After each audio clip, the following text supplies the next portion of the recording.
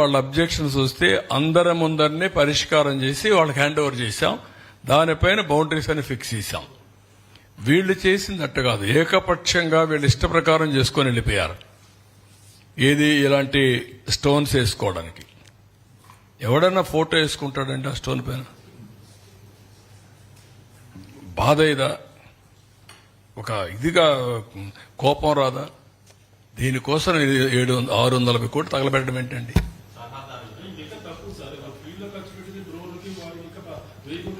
అదే ఒకటి ఉంది. మళ్ళీ మీరు చెప్పే రీసర్వే, నేను ఆ రీసర్వే 2 ఎగ్జాంపుల్స్ ఉన్నాయి నాకు.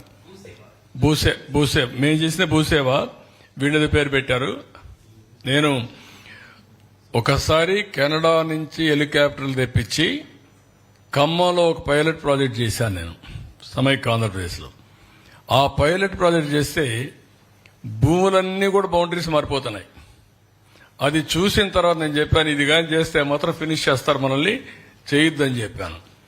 తర్వాత కాంగ్రెస్ వచ్చిన తర్వాత నిజామాబాద్ లో ఒక యాక్ట్ తీసుకొచ్చారు, వాళ్ళకి చేశారు కంబైన్డ్ ఆంధ్రప్రదేశ్లో. ఆ రోజు చెప్పాను నేను ప్రయత్నం చేశాను, ఈ సక్సెస్ కాదు, అనవసరంగా 2000 కోట్ల రూపాయలు మీరు తగలబెడుతున్నారని చెప్పి ఆ రోజు చెప్పాను నేను.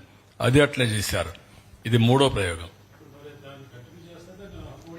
అది ఏమీ కంటిన్యూ కాదు, అందరూ హ్యాపీగా ఉన్నారు. వాళ్ళ భూములు వాళ్ళ దగ్గర ఉంటాయి.